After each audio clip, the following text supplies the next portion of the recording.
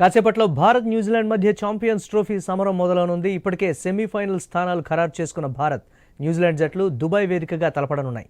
ఇరు జట్లు తిరుగులేని ఫామ్లో ఉండడంతో మ్యాచ్ రసవత్రంగా సాగనుంది. ఈ మ్యాచ్లో గెలిస్తే టీమిండియా గ్రూప్లో అగ్రస్థానంలో నిలవనుంది.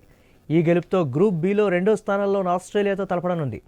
ఇక బ్యాటింగ్లో సూపర్ ఫామ్లో ఉన్న శుభ్మన్ గిల్, పాక్పై సెంచరీ చేసి ఫామ్ అందుకున్న కోహ్లీలపై ఈ మ్యాచ్లో భారీ అంచనాలే ఉన్నాయి. అలాగే తన 300వ వన్డేలోనూ కోహ్లీ ఎలాంటి ప్రదర్శన చేస్తాడన్నది ఆసక్తికరంగా మారింది. కివీస్కు మ్యాచ్ హెన్రీ, ఒరార్కులు రూపంలో నాణ్యమైన పేస్ జోడీ కూడా కుదిరింది. వీరికి ఆరంభ ఓవర్లలో భారత బ్యాట్స్మెన్లు సమర్థవంతంగా ఎదుర్కోవడం కీలకం కానుంది.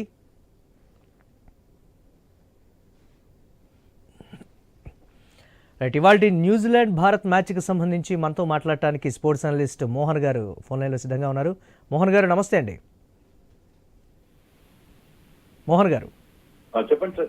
ఎస్, రెండు బలమైనటువంటి జట్లు, మ్యాచ్ ఏ విధంగా సాగబోతుంది? ఎలా చూసినా కానీ రెండు టీమ్స్కి సంబంధించి బౌలింగ్ విభాగం, బ్యాటింగ్ విభాగాలు రెండు కూడా బలంగా కనిపిస్తున్నటువంటి ప్రస్తుత పరిస్థితి ఎలా ఉండబోతుంది?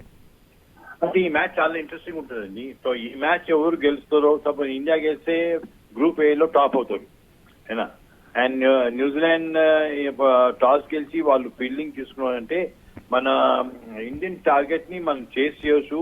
అట్లాంటి డిసిషన్ తోటి వాళ్ళ కెప్టెన్ ఈ రోజు టాస్ గెలిచి ఫీల్డింగ్ తీసుకుంది. చాలా ఇంట్రెస్టింగ్ ఉంటుంది, ఎందుకంటే మనం గ్రూప్ ఏలో టాప్ ఉండాలి. అంటే ఇన్ని మ్యాచెస్ మనం గెలిచినాక మనం కంటిన్యూటీ ఆఫ్ విన్నింగ్ ఉండాలి మనకి.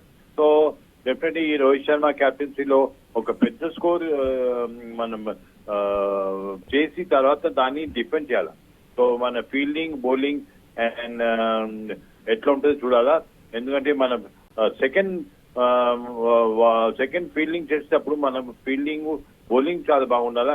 అండ్ అంటే ఈ రోజు సెమీ డౌట్ఫుల్ ఉన్నాడు, హర్షదీప్ ఇంక్లూడ్ అవుతే అవ్వచ్చు. చూడాలి వాళ్ళ టీం ఇంకో అనౌన్స్ చేయాలి వాళ్ళు. బ్యాటింగ్ విభాగంలో ఉండేటువంటి చేంజెస్ ఏంటి ఇండియా టీంకి సంబంధించి?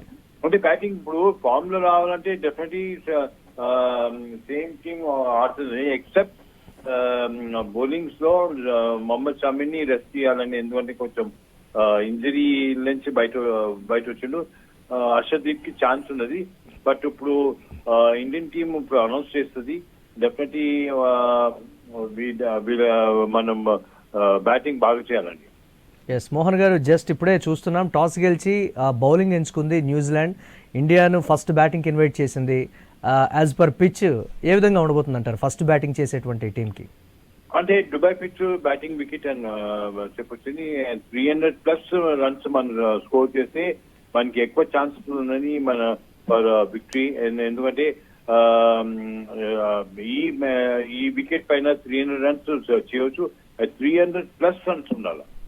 Definitely India got chance to score. ఎందుకంటే ఈ మ్యాచ్ ఫామ్ లో వస్తే ఏమవుతుంది, నాకౌట్ స్టేజ్ లో కూడా అదే ఫామ్ మెయింటైన్ చేసుకుని మనం ఈ కప్ కూడా మనం గెలవచ్చని అంత నమ్మకం. న్యూజిలాండ్ ఫుల్ స్ట్రెంగ్త్ తో దిగుతుంది కదా, ఆ కండిషన్స్ ఎలా చూడొచ్చు అంటారు ఆ టీం ఓవరాల్ గా? అంటే వాళ్ళు డెఫినెట్లీ మన ఇండియన్ టీమ్ బీట్ చేయాలని మనకి ఒక పట్టుదల ఉన్నది. అండ్ న్యూజిలాండ్ టీమ్ ను మనం అంత అండర్ ఎస్టిమేట్ చేసుకో, ఎందుకంటే వాళ్ళు మంచి ఫామ్ లో ఉన్నారు.